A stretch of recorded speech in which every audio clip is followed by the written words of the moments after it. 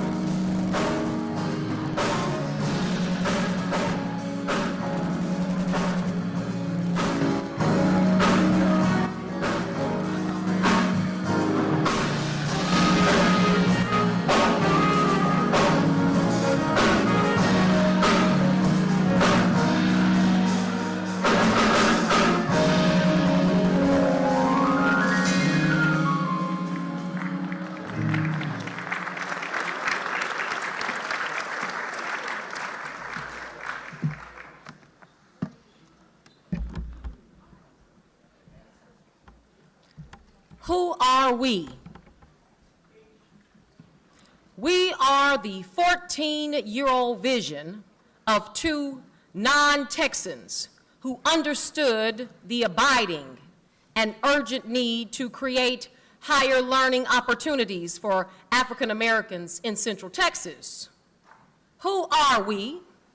We are the realization of an idea to bring two ordinary institutions together and create one extraordinary university that would offer its students something more.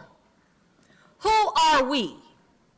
We are the hopes and the dreams of our forefathers who thought not, educated themselves, prayed that doors would open for their children and their children's children to gain knowledge that would open the doors and lead them to economic independence. Who are we?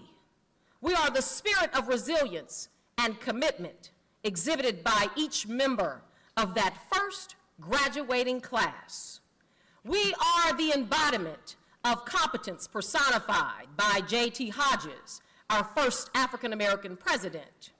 We are the pride of every alumnus who proudly proclaims us as their alma mater, their nourishing mother. We are the passport to success for every current student who is dedicated to successfully matriculating by any means necessary. Who are we? We are the employer of world-class professors and dedicated staff. Who are we? We are the best investment for those looking for their greatest returns. Who are we?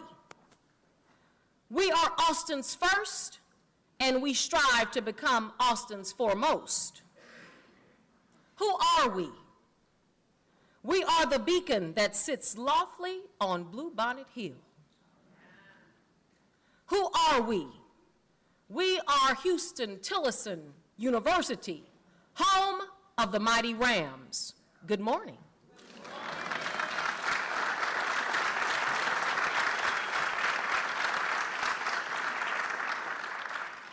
Giving honor to God, whose word guides my every step, and to whom I am grateful for allowing me the honor of becoming the 7th president and CEO of this historic institution, I know that promotion comes from him.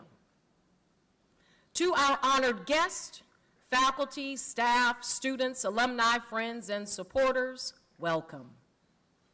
At this time, I would like to recognize the Huston-Tillotson University Board of Trustees, alumni, and elected officials. Would all current and former Huston-Tillotson University Board of Trustee members please stand and be recognized?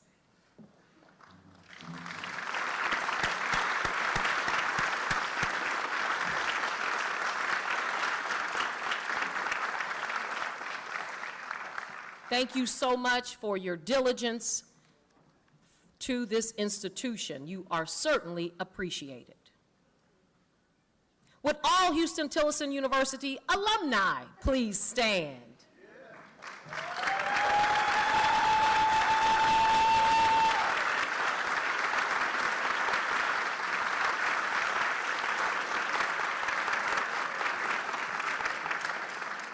You are certainly the fruit of our labor.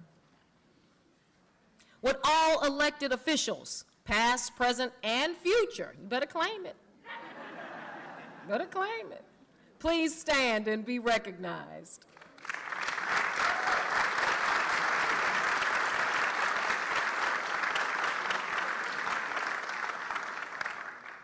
Preparation in higher education takes place through the work of the faculty.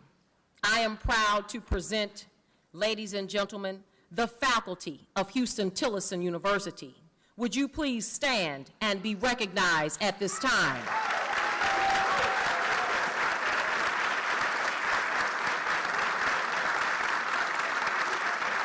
We can do a little better than that. We can do a little better than that. Let's give them a round of applause.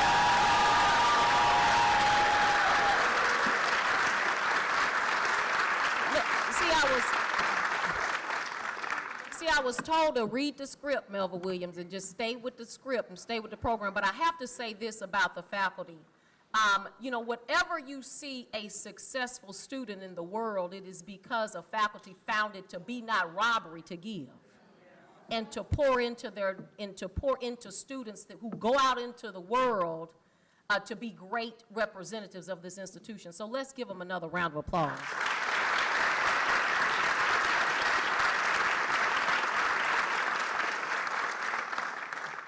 everything that I do is, reflection of my family. So at this time, I would like my partner in life, Dr. D.L. Wallace, if he would please stand and be recognized.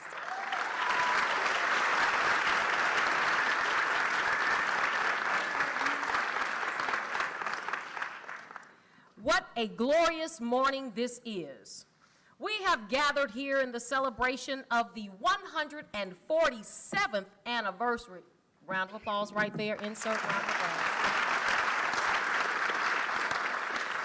Of the founding of Austin's first institution of higher education, which was spawned from the merger of two historically black colleges.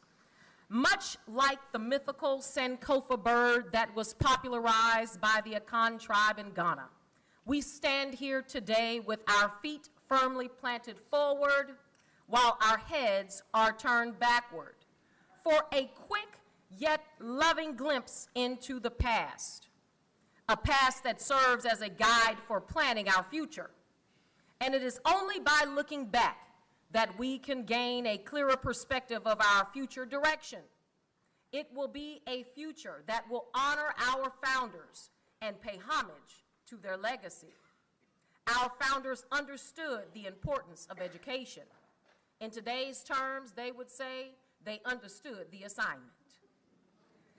They knew, as Nelson Mandela said, that education is the most powerful weapon that can be used to change the world. So we are here to reflect on a past from whence, by faith, persistence, and perseverance, we have come. Today is also an occasion for us to honor. I am asking now that if you would take a moment, because this is an awesome opportunity for us to honor and recognize some esteemed students, if you would take a moment to go to your cell phone. If you have an AT&T, a Jitterbug, whatever you have, a flip phone, if you can find out how to silence it, now would be the time to do that. If you need a little more time, get your neighbor to help you. Also, we will have a photographer capturing these momentous moments today. So we're going to ask if you are a parent or auntie or a granny, if you would just hold your seat and use your Zoom to take pictures.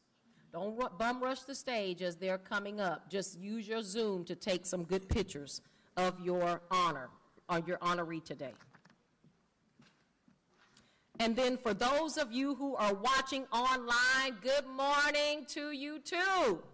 We're asking that you please share the live stream with others who could not be here today, and find us on Huston-Tillotson.com and on all social media platforms. Please like, share, repost, TikTok us, whatever you GIF us, all of those things so that we continue to spread our message across the globe. Lastly, we do have a very minor change in our program. Professor Hudson will bring greetings from the faculty. And students, you will have an opportunity to pick up your honor certificates on Monday. Outside of that, the program will proceed as follows.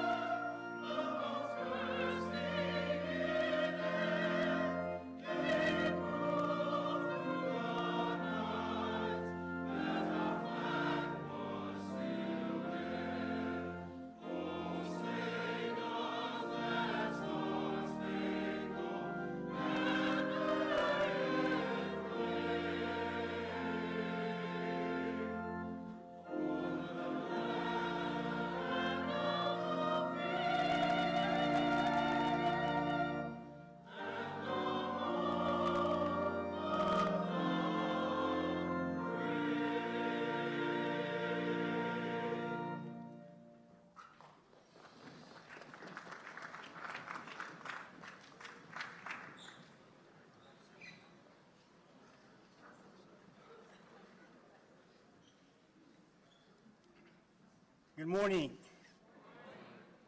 And would you please bow your heads for a word of prayer.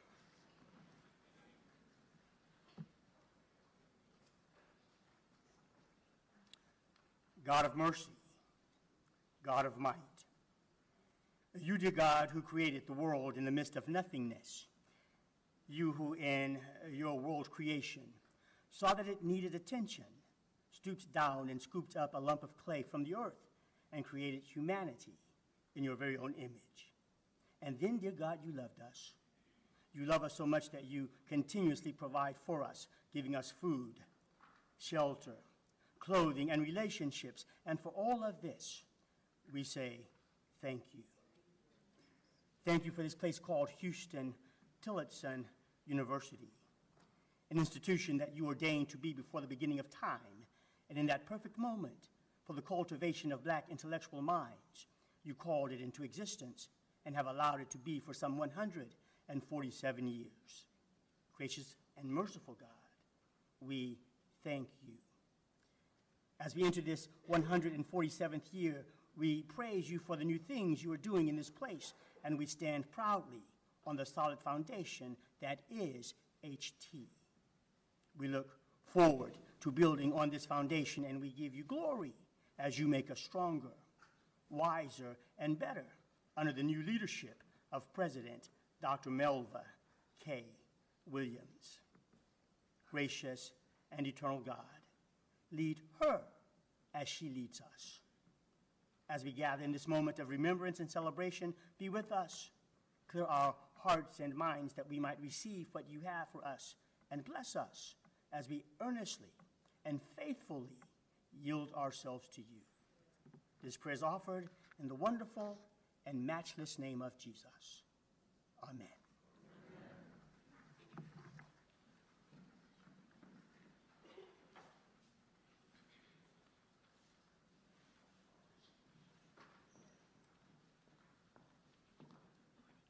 Good morning.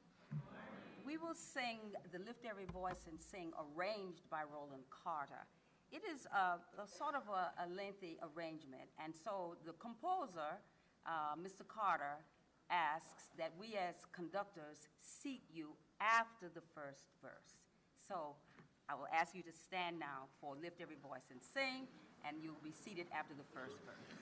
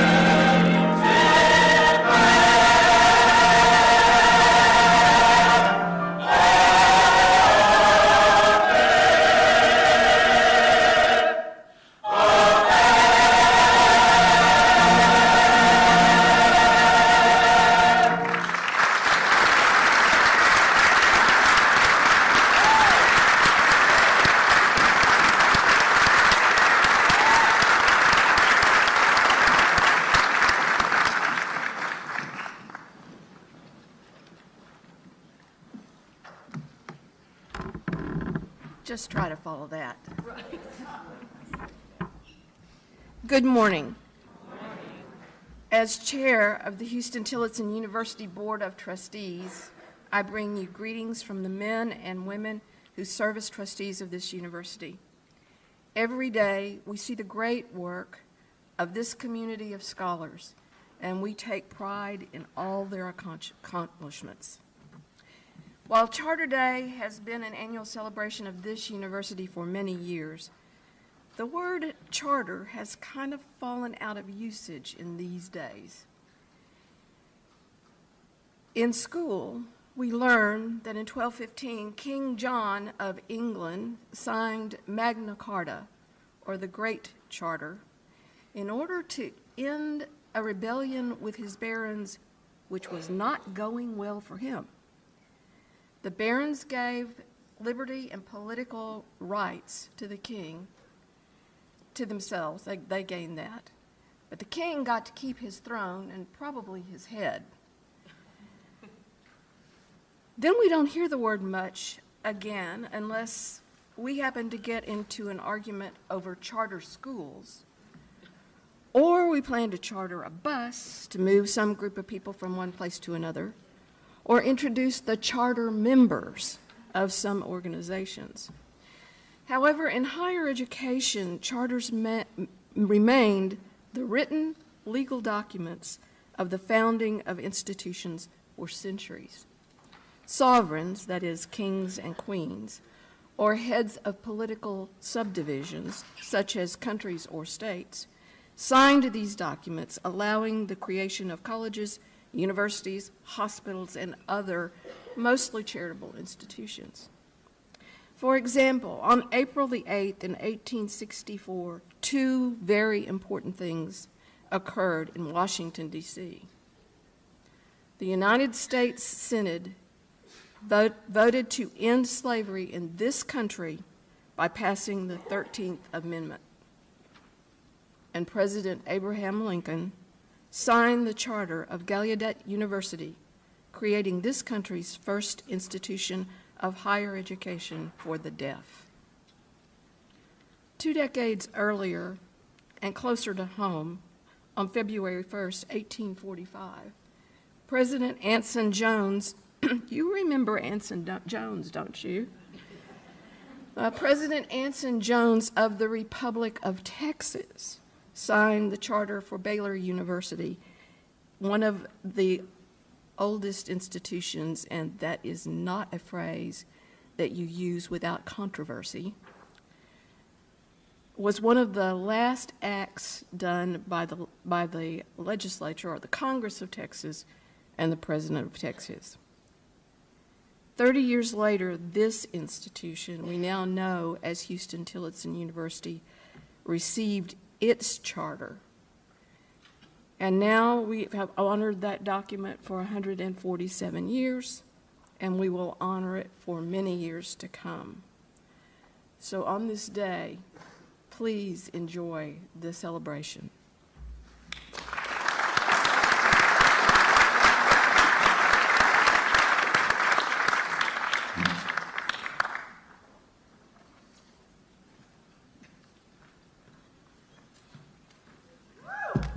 Good morning, everybody. I'm Dr. Hudson, representing the faculty in place of Mr. Mouton, who couldn't make it. And I have prepared a very brief speech on my own, but after reading his speech, I'm going to read his speech. Okay. So this is his speech. Good morning, HT family. I am honored to be with you Yes, I am honored to be in this place. The notion, or rather the theme of place, how it impacts and shapes our personal psychology and our collective sociology, how it informs often our very identity, has been a refrain for me this semester. And when I was asked to stand before you today, I knew that I would not deviate from this idea. When I began to prepare my words, I learned that the elder, Reverend George Warren Richardson, toiled in many places on behalf of slaves before he arrived here in Austin, Texas, to aid in the founding of this institution. In my reading, and thank you, Reverend Richardson, for writing, I learned that while on the road in Mississippi with his all-black Union regiment, ex-slaves, the elder Reverend Richardson also reflected on place. He said, "The voice of prayer from so many at the same time made the place seem wonderfully sacred." All of our voices together today, I think the elder Reverend Richardson would say the same thing. Yes, this place is wonderfully sacred. Are you being shaped by it? Have you been made just a little bit better by it? I have. For hope, I know lives here. Dreams reside in this place. Freedom and joy reside here. Aren't you grateful? Reverend Richardson, you among us today, I was also very pleased to learn that you had come here back in 2004 to, in a sense, to see a portion of your inheritance. Thank you for coming. And I appreciate the words you said then. Yes, you too, just as your great-great-grandfather had, found it fitting to use today's refrain, place. You wrote, Huston-Tillotson is a place where the past matters very, very much. For many at Huston-Tillotson, connecting with the past gives legitimacy and moral authority to the present and points to the future. Family, Huston-Tillotson is in fact connecting us. And for the past and for the future, let us never forget that. Without this place, the vision and the sacrifice of so many, we would not be gathered here today. In union strength, thank you.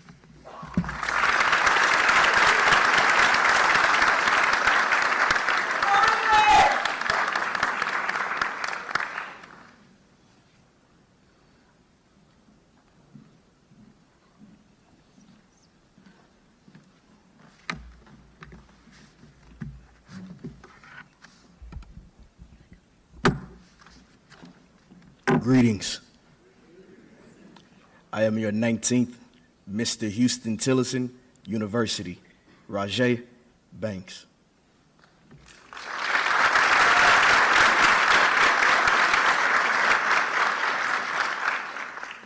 Greetings, and I am your 70th Miss Huston-Tillotson University, Adriana Nicole Gaulden.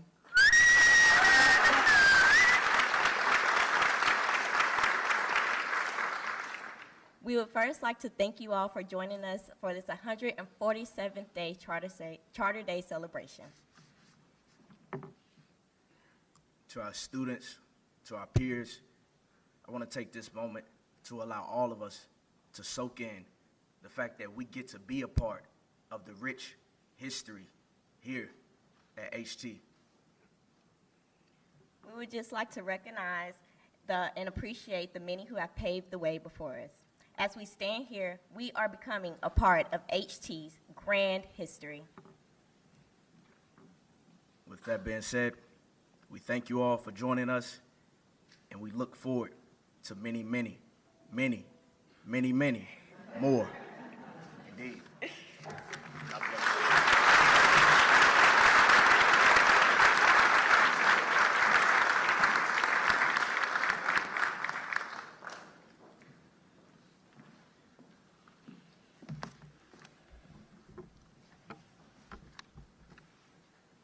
Good morning.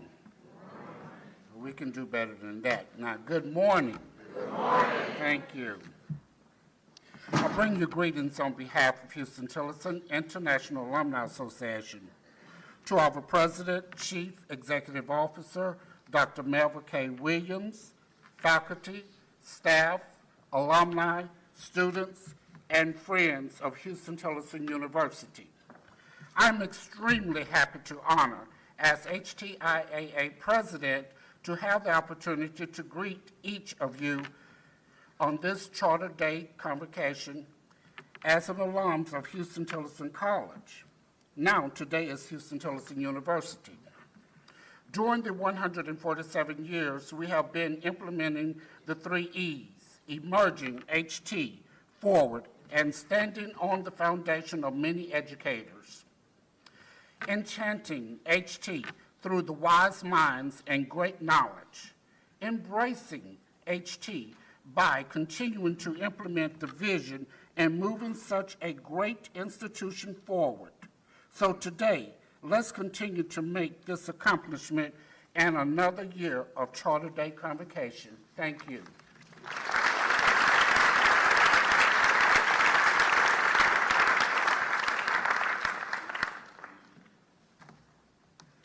Good morning. My name is Reverend Nikki Stahl, and I bring you greetings from the United Church of Christ national officers and national body, and from churches, pastors, and members who make up the South Central Conference of the United Church of Christ. First, on behalf of the United Church of Christ, I congratulate and welcome you, Dr. Melvin K. Williams, as President and Chief Executive Officer of Huston-Tillotson University. I thank you, President Williams, for the invitation to be here this morning and to share the UCC tribute on this, the 147th anniversary of your charter. As is evident in our current culture and society, remembering truthfully matters, and it is important. And so it is my privilege and honor to engage in the sacred act of remembrance with you, the students, alumni, faculty, staff, and trustees. Today, I remember and value the brave and courageous women and men of the Freedmen's Aid Society of the American Missionary Association of the Congregational Churches, which went on to become the United Church of Christ. I remember church people who refused to deny education to black students at a time when it was unpopular. Church people who put their bodies between popular politics and culture and righteousness. Folks who focused on justice for all God's children, who fought in many ways, one of which was to create schools in this country for students who were systematically precluded by law and ignorance. I am proud of the history of the United Church of Christ, grateful to stand here with you today, celebrating that history, and determined to ensure that this history, your history, our history, is remembered. Remembered and not whitewashed by those who fear learning and accepting the truth of America's history, especially as it relates to race and racism. As a United Church of Christ pastor who takes seriously Jesus' call, remember me, I am moved not to only remember how Huston-Tillotson University came to be and the United Church of Christ's part in that, but to continue UCC's commitment with the university in the here and now as we faithfully consider who we still need to be. Thank you.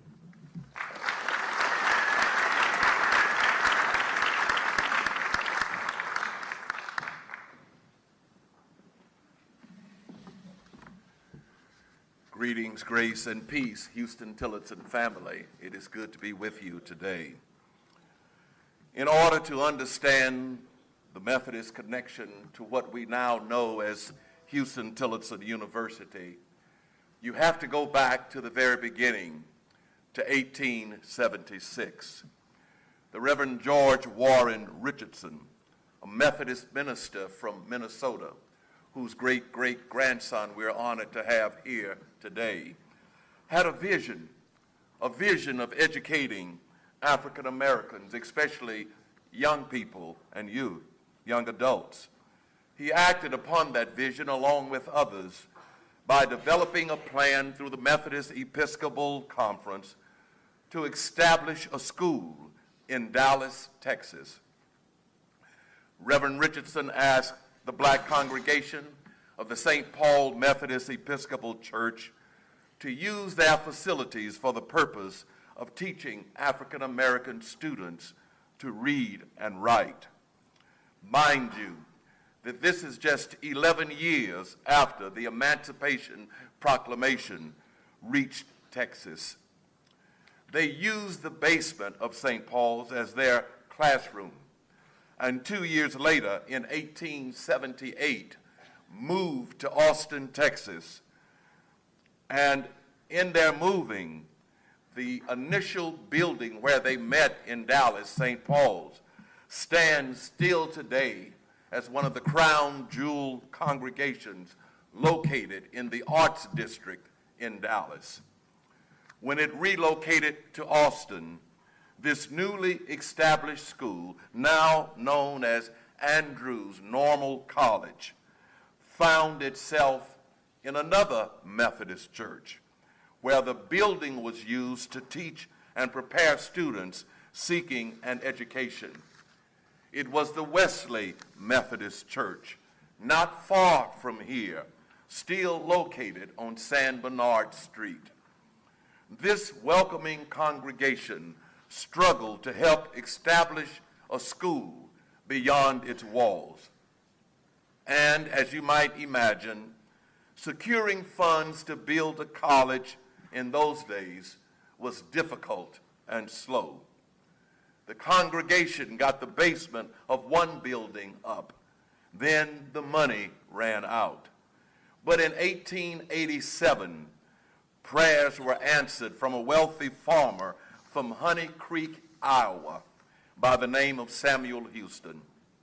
He donated a maturing note, his farm, and 460 acres of land and money to the Freedmen's Aid Society, an organization that worked closely not only with the United Church of Christ, but with the Methodist Church to build colleges and universities in the newly emancipated South. By 1898, the first building was finally completed, and the Methodist Church sent Dr. Ara S. Lovingood to officially conduct classes at the newly built school. The St. Paul United Methodist Church and the Wesley United Methodist Church still stand as visible reminders of the unique connection between the history of this great university and the people called Methodists. Today, Huston-Tillotson still maintains a close association with the United Methodist Church and sits within the boundary of the Rio, Texas Conference of that church. The roots run deep. The foundation is strong. Thanks be to God.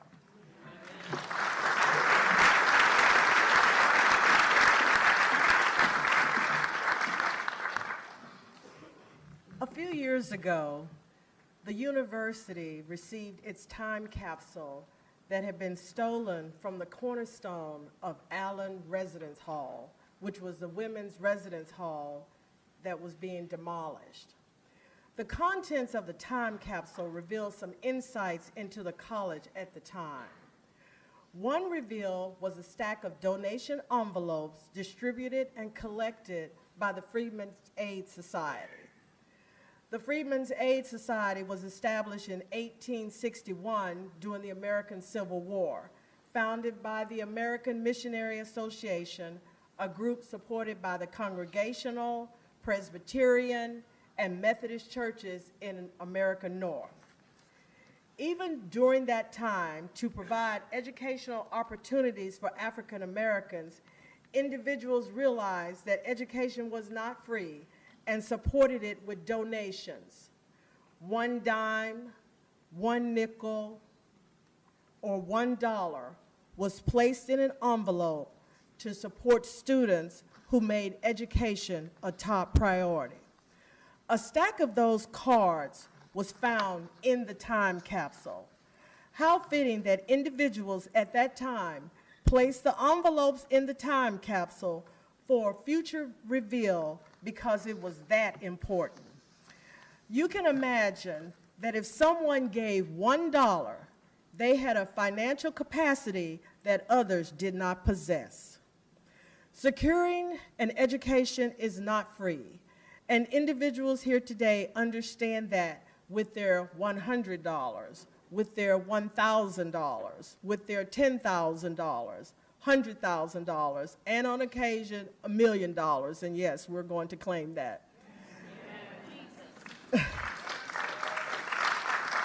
Today, we have some of those donors here, and we want to say thank you. Huston-Tillotson University students, thank you for supporting their dreams and aspirations, and we thank you. I won't be able to call everyone's name, but if you have supported this university with your time, with your talent, and with your treasures, I invite you to stand to be recognized.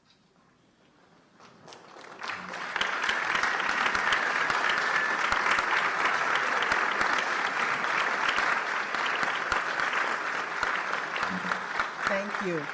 We appreciate you, and we have a special gift for you that you may pick up in the Davidge-Durden Student Union after the program. Again, let's give our loyal donors another round of applause.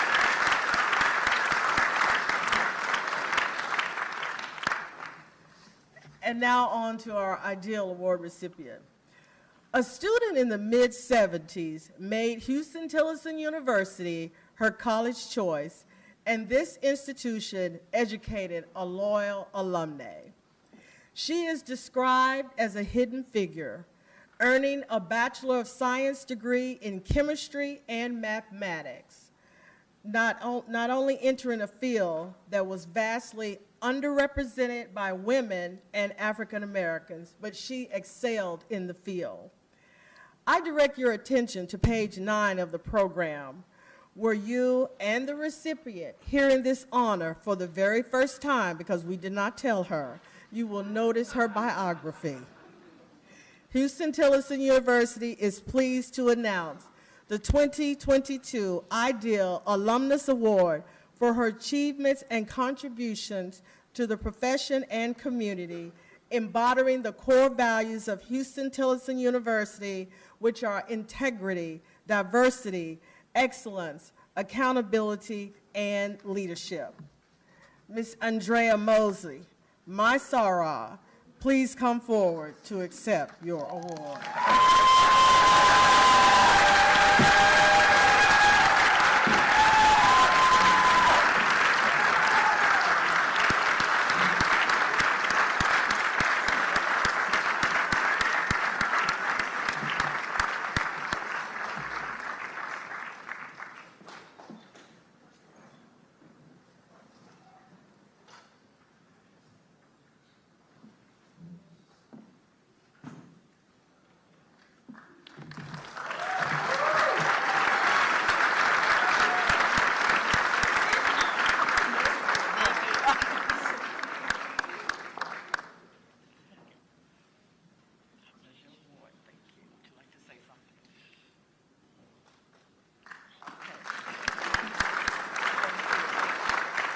Thank you.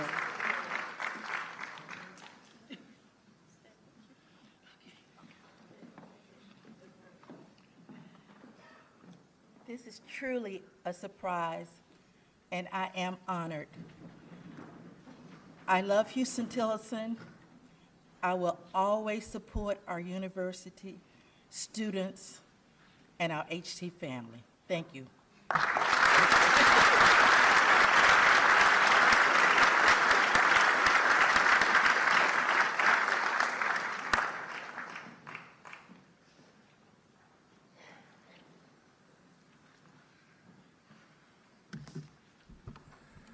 Good morning, HT. Good morning. I am honored to introduce today's Charter Day speaker, Reverend James David Richardson, a great-great-grandson of the founder of Samuel Houston College, as you've heard from previous speakers. The Reverend James David Richardson is a graduate of UCLA and was a journalist in California for more than 20 years, writing about politics, the legislature, environment, and higher education issues for 2 Southern California newspapers. Reverend Richardson entered the Church Divinity School of the Pacific in Berkeley and was ordained to the priesthood in 2001 and served as Associate Dean at Trinity Cathedral, Sacramento for 6 years. Reverend Richardson served as the priest in charge and rector of churches in California and Virginia, and also served on several boards and commissions for the Diocese of Northern California. He was the chaplain of the California Senate for 4 years. Reverend Richardson is the author of Willie Brown, a biography, a full-length book about the powerful politician published in the University of California Press in 1996. Reverend Richardson's latest work includes a literary release of the abolitionist journal, Memories of an American Anti-Slavery Family. Over the course of more than 20 years, Reverend Richardson and his wife, Lori, retracted the steps of his great-great-grandfather, George Richardson, across 9 states, uncovering letters, diaries, and more hidden memoirs. Their journey brought them to the brink of the racial divide in America, revealing his great-great-grandfather Richardson's involvement in the Underground Railroad, serving as a chaplain to a black Union regiment in the Civil War, and founding a college, Samuel Houston College, for the formerly enslaved in Texas. Samuel Houston College merged with Tillotson College in 1952 to form Huston-Tillotson College, which is now Huston-Tillotson University. A detailed bio of Reverend Richardson is in the program. I present to you our Charter Day speaker, Reverend James David Richardson. Thank you.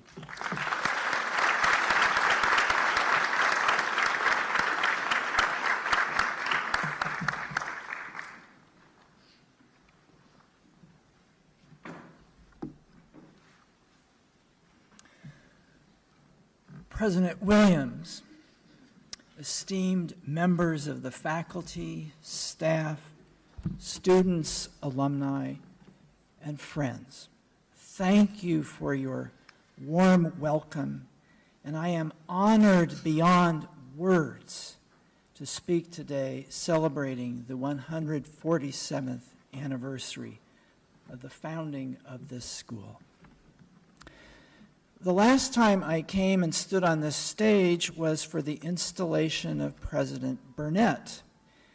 And President Williams, I am very honored to be back here again as you begin your stewardship of Huston-Tillotson. Thank you. And thank you for your invitation to speak today. And thank you, Vice President Jackson, for all of the many details you've taken care of to bring Lori and I here today. And your friendship is huge to me. This is my 4th visit here, and each time I come, I am just awestruck by the vibrancy and commitment of everyone we meet here, of all of you. Thank you. We are here today to talk about the origins of this school. This history is complicated, multi-layered, and frankly, it's messy. Today, we do mark the anniversary of Tillotson Collegiate and Normal Institute in Austin, established by the Congregational Church in 1875. I was asked to address you today because my Methodist ancestors came to Texas also in that year and launched what eventually became Samuel Houston College about a year after Tillotson was established. I am an Episcopalian, by the way, but we are all interconnected.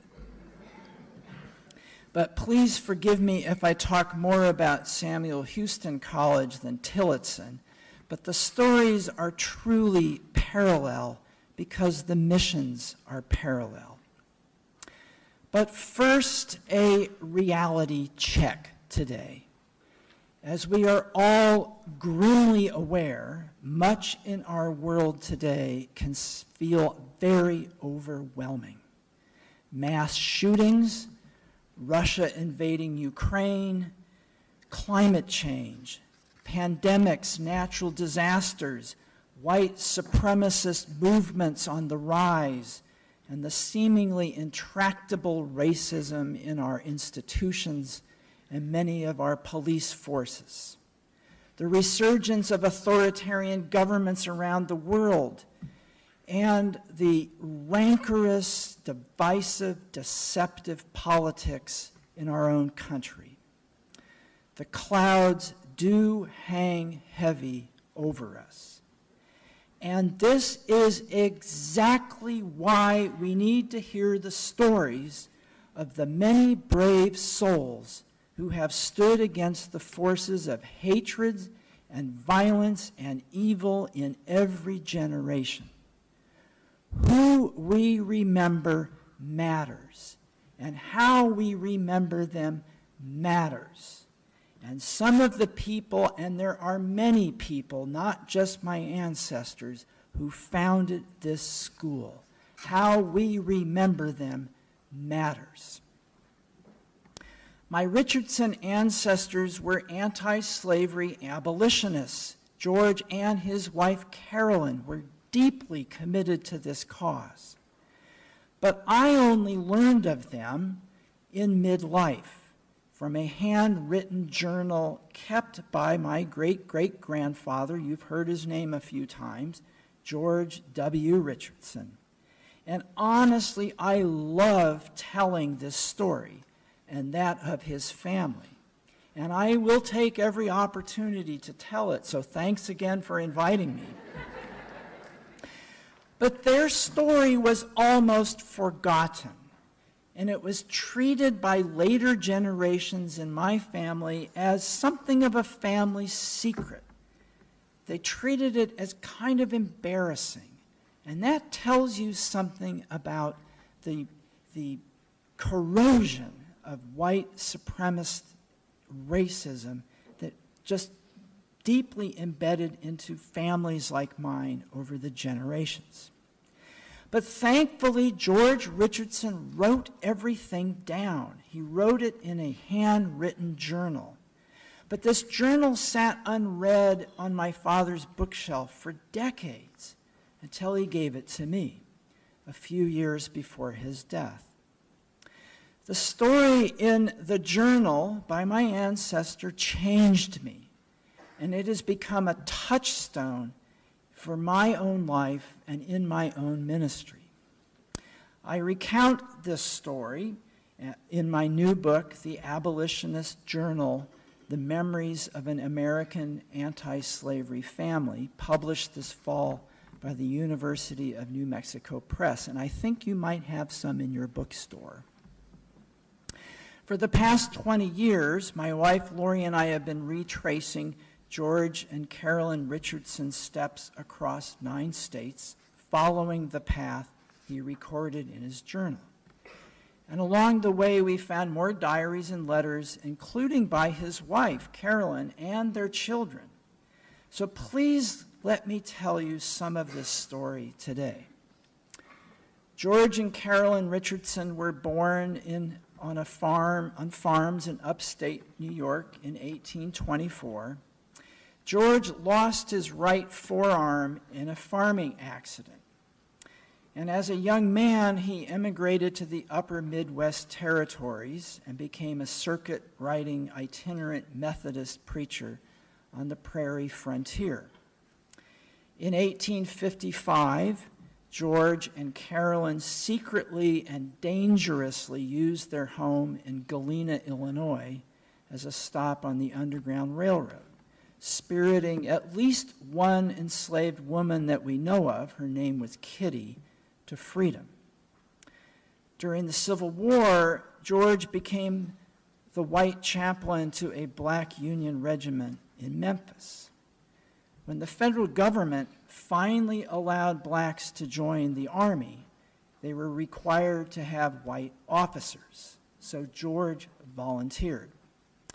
But with only one arm and at age 40, he had to pull some strings to get into the Army to serve a black regiment.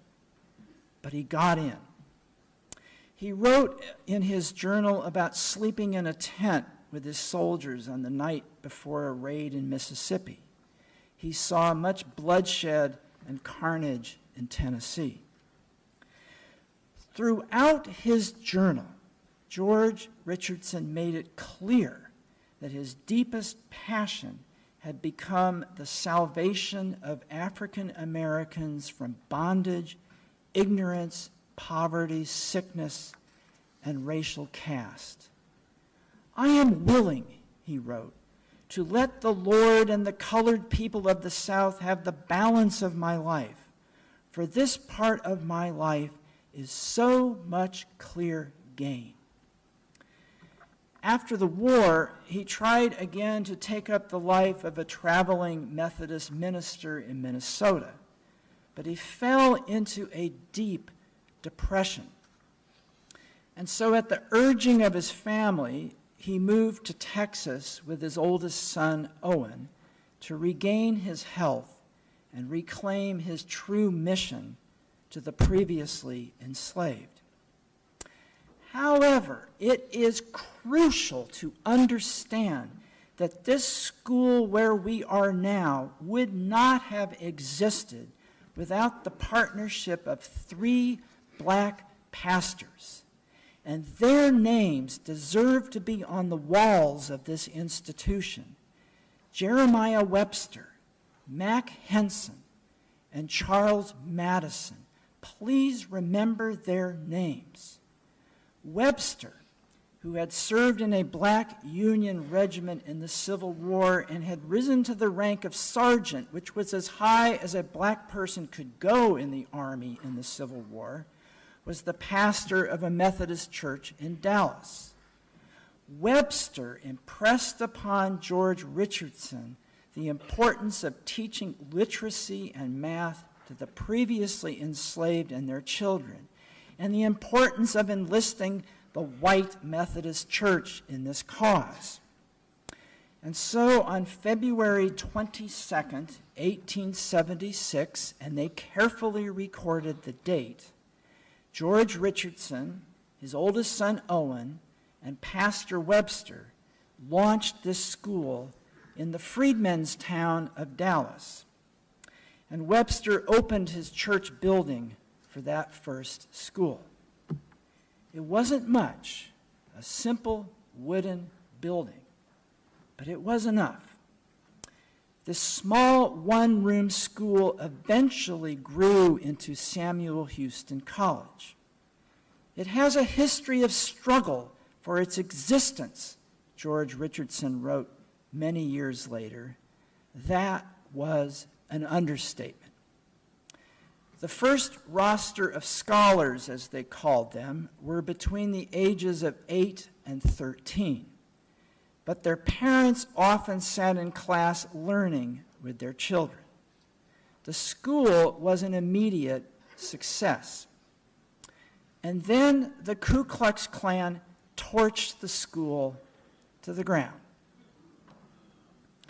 But in an act of courageous defiance, the Dallas black community rebuilt the school in a single weekend. The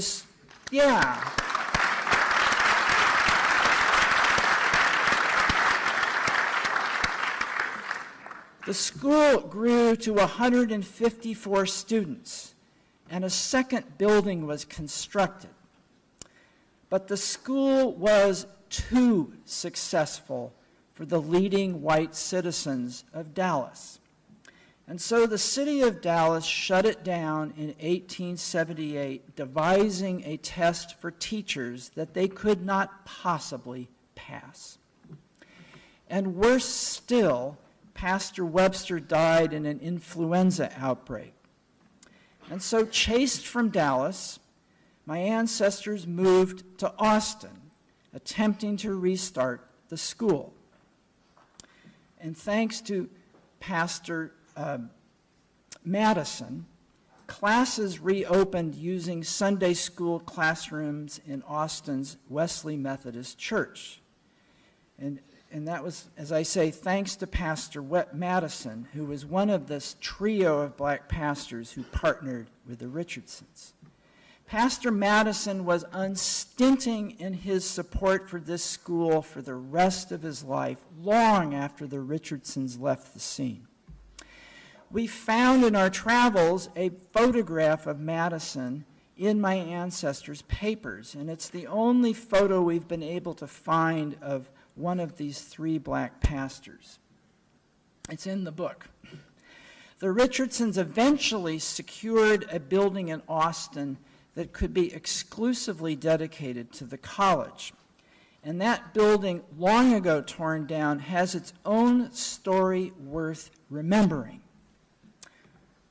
Charles Gillette, Father Charles Gillette, an Episcopalian minister and the founder of St. David's Episcopal Church in downtown Austin, was an ardent supporter of the Union in the Civil War.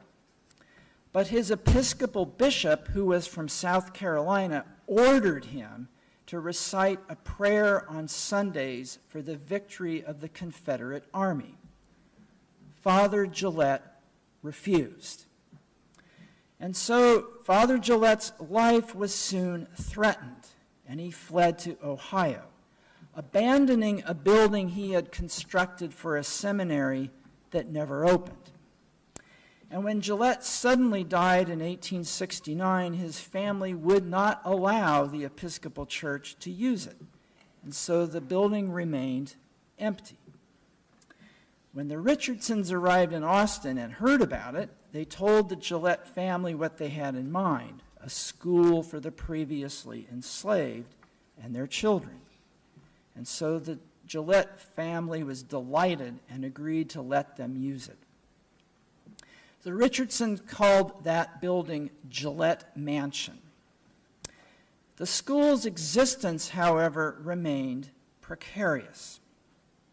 Although the school was officially adopted by the Methodist Church, the mainline church was stingy with funds until the estate of Iowa abolitionist Samuel Huston, or Houston, came through with the then staggering sum of $10,000.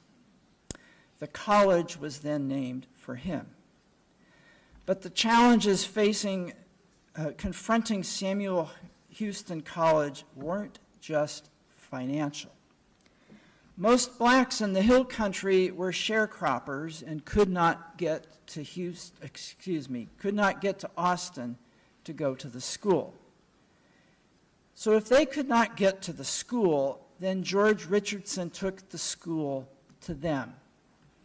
While his wife Carolyn and son Owen remained in Austin, George rode a circuit bringing books and lessons to impoverished rural black settlements. On one of those treks, George was tipped off that white vigilantes planned to ambush and kill him. And so, fearing for his life, he hid in the thick woods along the Colorado River until the danger passed.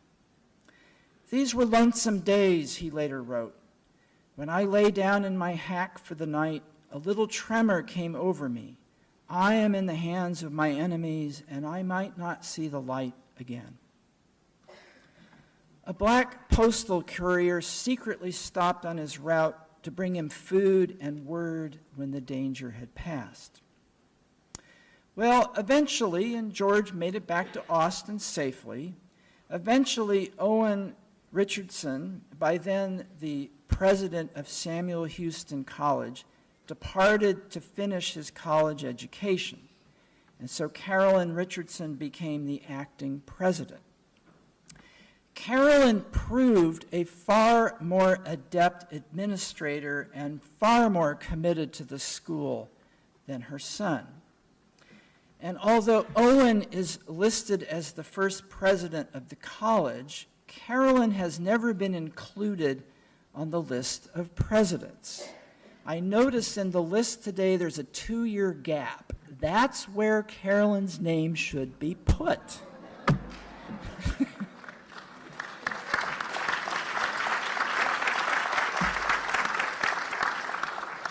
Perhaps that oversight might be correct one day.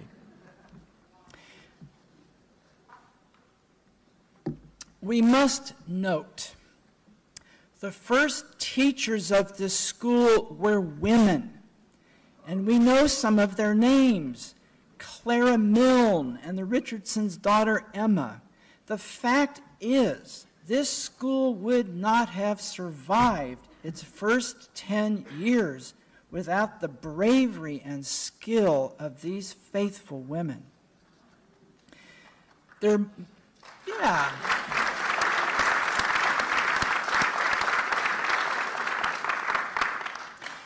motives were founded on their religious conviction, but as they experienced firsthand the deprivations of war, racism, and poverty, their motives widened beyond religious doctrine.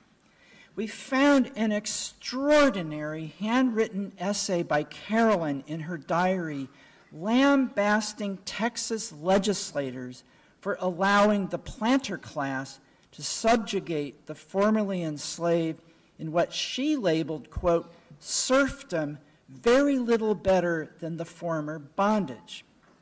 Carolyn protested that blacks were blocked from buying choice farmland, and when they could purchase land, they were gouged with high interest rates, 24%, twice the interest rate on mortgages for whites. Allow me to read a little from Carolyn Richardson's diary. From all we gather, she wrote, this harsh and oppressive treatment has not been haphazard or isolated in character, but the result of a deep-laid scheme. The plan seems to have been so to impoverish their laborers as to make them helplessly dependent, to check by tyrannical repression the normal impulse of advance, to arrest the people through their elementary needs at a capriciously chosen point in their progress, and to fix them in it. Carolyn got it. Carolyn got it. She understood this as a system. Well, George Richardson outlived Carolyn. She died in Austin, and Pastor Mac Henson presided at her funeral. It was the first and probably last funeral where black and white sat together in a church in Austin for at least another 2 generations. George felt he could not continue in the school, and so he left Austin. His life had many more twists, and he retired to Denver, where he died in 1911 at the age of 87. Thankfully, the story of Samuel Houston College did not end with the Richardsons, though the school closed for a time for a lack of funds. The school reopened in 1900 with its first black president, Reuben Lovingood. President Lovingood, whose name deservedly graces a building on this campus, made Samuel Houston College truly into a college. Lovingood was born in the last year of the Civil War in the Blue Ridge Mountains of South Carolina. He was a brilliant scholar, educated in Latin and Greek at Clark University, a Methodist college in Massachusetts. When he was asked why he studied Latin and Greek, Lovingood replied with a quote from Confederate firebrand John C. Calhoun. Calhoun said this: "If I could find a Negro who knew Greek syntax, I would believe the Negro was a human being." So Lovingood mastered Greek, and for good measure, Latin. Lovingood was chair of the classics department at Wiley College in Marshall, when he was appointed president of Samuel Houston College. When he arrived in Austin, Lovingood found the building in disarray. The first students had to sit on boxes before the furniture arrived. Under Lovingood, students at Houston College were required to take 4 years of Latin.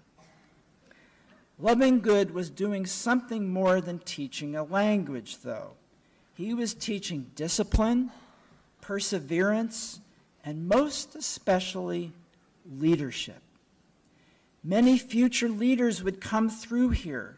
You've probably heard that Jackie Robinson was the athletic director before he broke into Major League Baseball. You might also have heard of John Mason Brewer, a great scholar of African American folklore. Among my favorite stories that you might not have heard is how Samuel Houston College came to be at the spiritual and intellectual center of the civil rights movement at a very crucial moment. In 1948, Howard Thurman, the leading black theologian of the time and of any time, gave a series of lectures at Samuel Houston College, reclaiming Jesus of Nazareth as a dark-skinned outcast persecuted by the Roman Empire. In his lectures, Thurman did more than interpret biblical events long ago. He drew parallels with the American racial caste system. Thurman had studied with Gandhi, and drawing from that experience, Thurman argued that white supremacy must be confronted with nonviolent resistance. Thurman turned his 1948 Houston College lectures into a groundbreaking book, Jesus and the Disinherited. That book had an enormous impact on one young ministry student in particular, Martin Luther King, Jr. And in the years that followed, the Reverend Dr. King carried Thurman's book in his suitcase everywhere he went. And by the way, Thurman gave the first draft of that book to Carl Downs, the president of Samuel Houston College at the time. If you haven't read Thurman's book, it is still in print, and I highly recommend it. Well, as we know, in 1952, Houston College merged with Tillotson, and the two schools with a common mission would make common cause. Alumni would include legendary San Francisco pastor and civil rights leader Cecil Williams, and my friend Ora Houston, who is here today.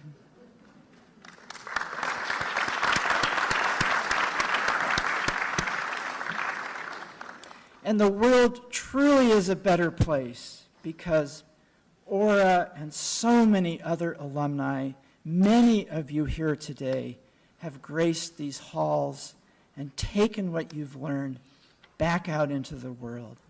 Thank you for your service. Okay.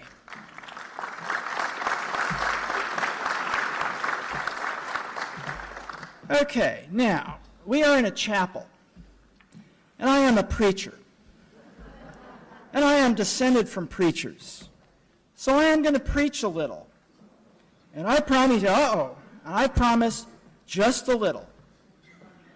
One more story. In 1909, 2 years before his death, George Richardson delivered what turned out to be his last sermon. He was 85. And for his biblical text, he told the story of Jacob wrestling with a stranger far into the night. The stranger turned out to be God, and although Jacob's hip was broken, he survived the wrestling match. George Richardson in this sermon described how he felt like Jacob. He had wrestled with God and not just for a night, but for his entire life. He told of battlefields, the loss of friends, the loss of children in Carolyn. He told of the ups and downs of Houston College. He told of times when he felt utterly broken. But then George Richardson told how somehow he always felt God's love was surrounding and lifting him up. He got up and he kept going. My friends, we are the living legacy of George and Carolyn Richardson. It is up to us to keep going, all of us. We are the living legacy of Jeremiah Webster, Mac Henson, Charles Madison, all of us. We are the living legacy of Clara Milne and Emma Richardson, Reuben Lovingood and Carl Downs, all of us. We are the living legacy of Howard Thurman, Martin Luther King, Cecil Williams, and many, many others, all of us. Those who came before us endured every imaginable hardship. The Klan burning down the building, the city of Dallas chasing them out, the threats to their lives, the many challenges, financial and otherwise, that nearly broke them. And those who came before us usually had no idea what to do next. But God surrounded them with love and lifted them up. And they put one foot in front of the other and they kept going. And they went out into the world and bent the arc of history toward justice. We stand on their shoulders, all of us. We stand on their shoulders, and their courage and faith moved mountains. My friends, will we do less? Will we do less? Thank you.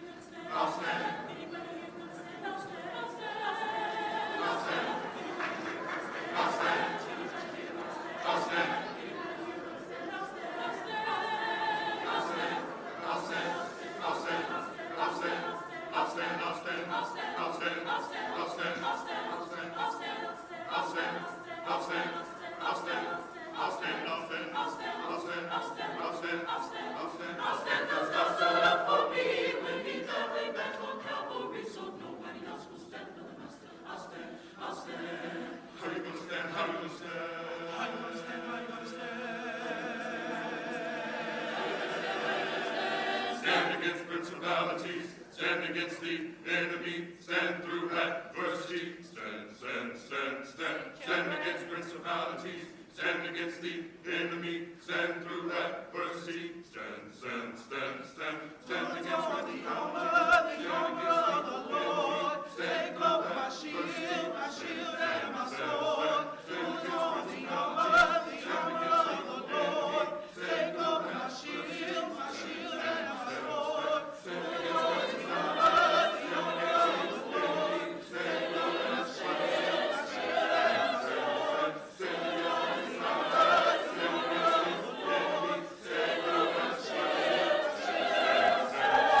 Anybody here gonna stand? I'll stand. Anybody here gonna stand? I'll stand. Anybody here gonna stand? I'll stand. I'll stand. I'll stand. Anybody here gonna stand? I'll stand. Anybody here gonna stand? I'll stand. Anybody here gonna stand? I'll stand. I'll stand. I'll stand. I'm gonna stand. I'm gonna stand. I'm gonna stand. I'm gonna stand. I will stand up for the Lord.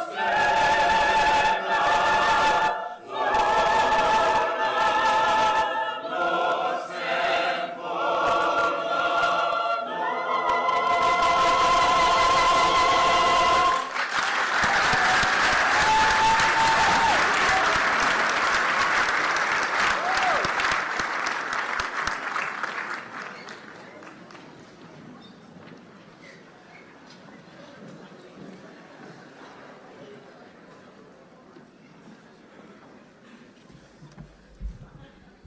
Thank you, HT Choir. Now we've come to another highlight of today's program where we honor our best and brightest. Members of honor societies, top-ranking students, and 4.0 GPA sophomores. Top-ranking students are students in their major with a minimum of 3.0 GPA with no F or incomplete grades. First, we recognize the honor societies. Will the members of the Beta Kappa Chi Honor Society and advisor, Dr. Tan, please stand to be recognized.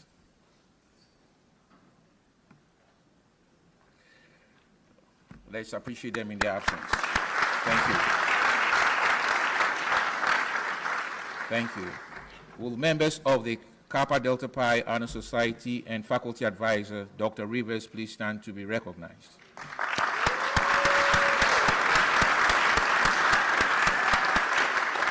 Thank you. Will members of the Delta Mu Delta Honor Society and faculty advisor, Dr. Rohan Thompson, please stand to be recognized. Thank you. Please, will members of the Pi Gamma Mu Honor Society and faculty advisor, Dr. Michael Hirsch, please stand to be recognized. Thank you. Will the members of the Golden Key International Honor Society and faculty advisors, Dr. Amanda Massino and Professor Stewart, please stand to be recognized.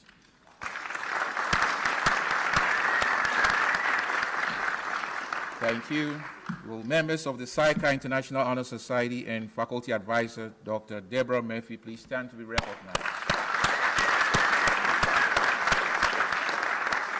Thank you. And will the Sigma Tau Delta International Honor Society and faculty advisor, Dr. Julie Hudson, please stand to be recognized.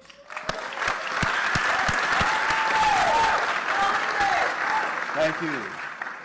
Let's give all our honor societies another round of applause.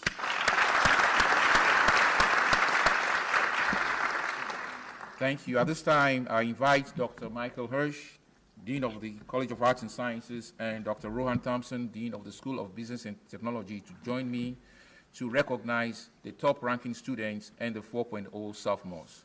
First, Dr. Hirsch. Thank you.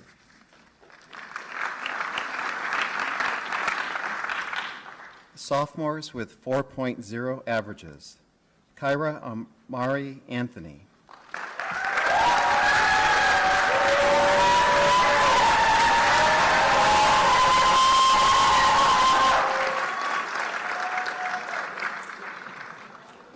Maria Paula Lopez.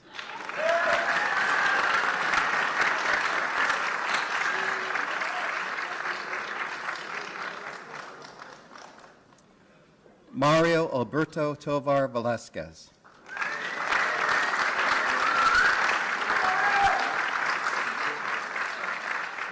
Victoria Aviles.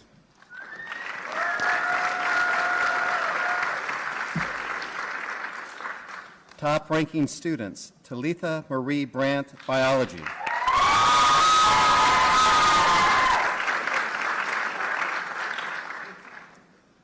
Darnell Alexander Morris, Criminal Justice.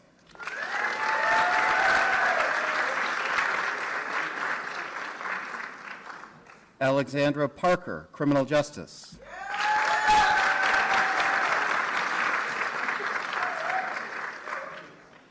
Sheena K. Luna, Education.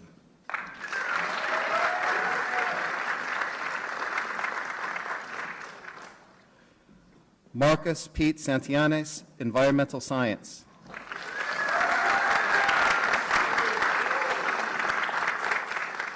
Oscar Adrian Briggs, Kinesiology.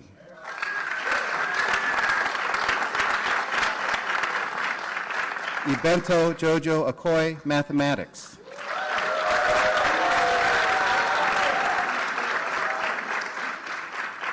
Daryl Randolph, Psychology.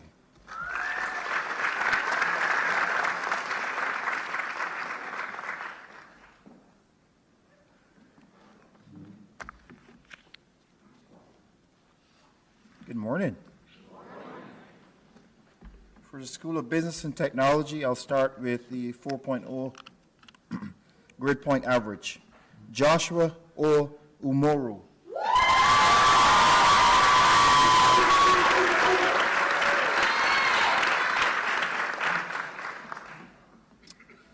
Now I'll move on to top ranking students. Torcoya Sherry Hernandez.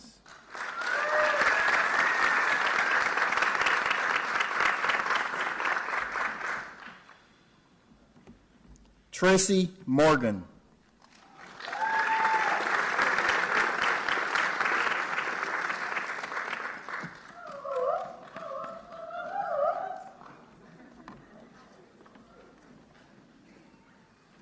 Adam Andrew Vasquez.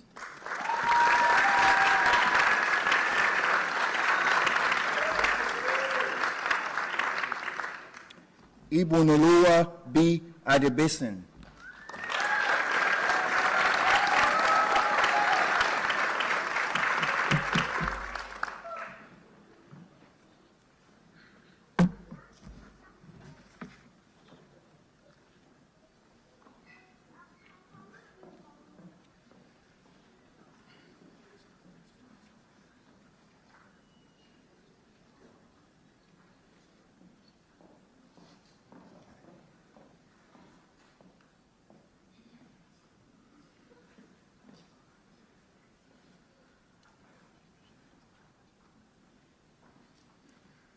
Some late arrivers, at least the cards are late arriving. Narisha Pillay, Biology.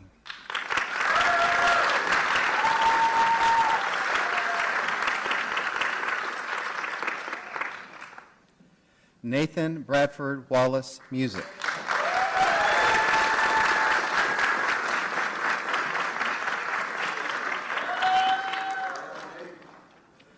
Tyler Racian Whitfield, Music.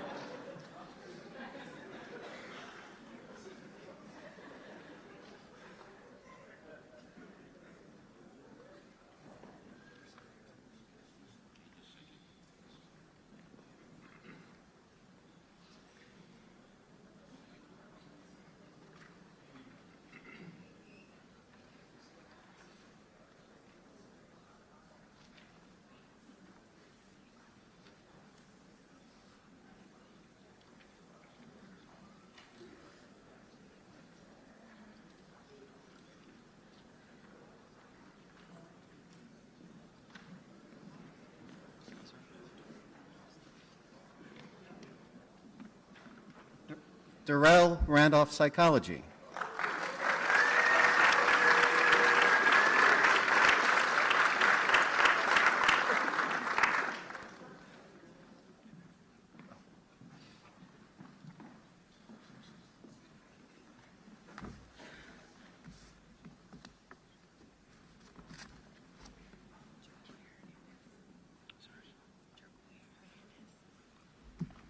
Turcoya Sherry Hernandez.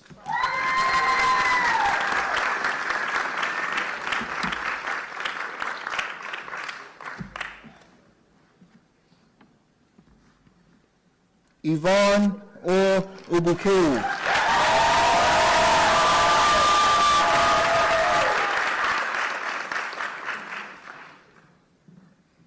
Orashan E. Adeduura.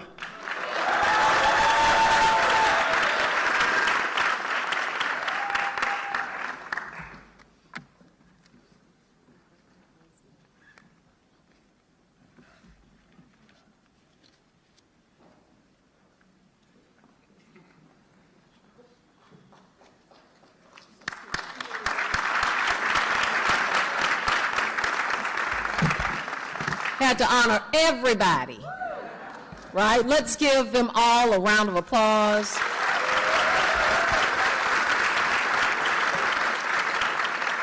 I have learned so much today. To my note takers, how many of you took some notes today?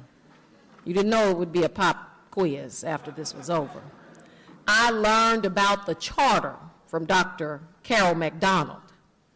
I learned from Dr. Mouton words by Professor Hudson about place. I learned from the students, Mr. Banks and Miss H.T., that they're looking for many, many, many, many, many, many, many years to come. I didn't count the minis, I just wrote times 10. I learned from McDowell about the 3 E's, emerging, enchanting, and embracing. Nikki Stahl said to remember truthfully. Bishop Hayes gave us a historical overview of how we came to be, and that our roots run deep, and that our foundation is strong. Linda Jackson told me that education is not free. Education is not free. And Reverend James Richardson, so many nuggets about Webster and Henson and Madison. And even when education couldn't be given here on the campus, that our founders took education to the people. And I also learned, faculty, that we will be approving 4 more years of Latin for the students. Right, students, do we all agree? Okay, maybe not. I won't get run up out of here. I have had a phenomenal program. Let's give all of our participants a round of applause.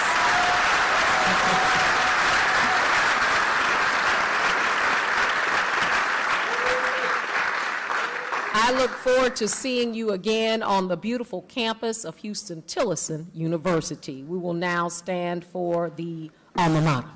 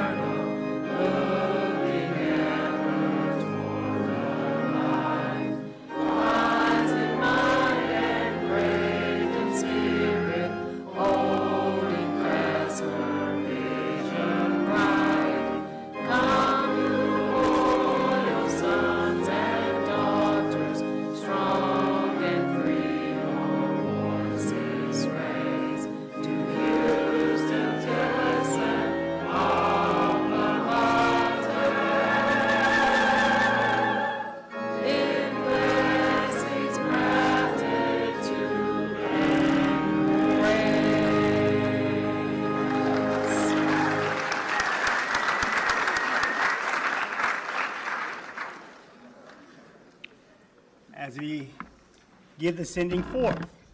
I'm going to ask that we keep our heads up and eyes open. Go forth from this place this day in the spirit of a historic, creative, loving, and merciful God. Go forth knowing who we are as Huston-Tillotson University, remembering that we are a beacon of light that sits on Bluebonnet Hill, radiating God's best in our evolving world. Go forth knowing that hopes, desires, and dreams are found, developed, and experienced in this place.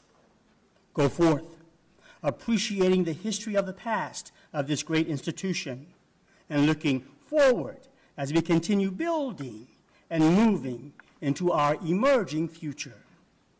Go forth, never forgetting and always telling the story of Huston-Tillotson University. It is a story of a wonderful and trailblazing past. It moves us into a vibrant and invigorating present as we look forward to a dynamic future with great expectation. Go forth. Go forth knowing that it is our obligation as benefactors of this great legacy to keep going. For it is through us that the legacy continues and keeps our future bright. And in your going, may the love of God inspire you to dream. May his mercy give you strength for the journey so that you may keep going. And may his grace enable you to always stand. And in that, may you forever be filled with God's peace. Amen.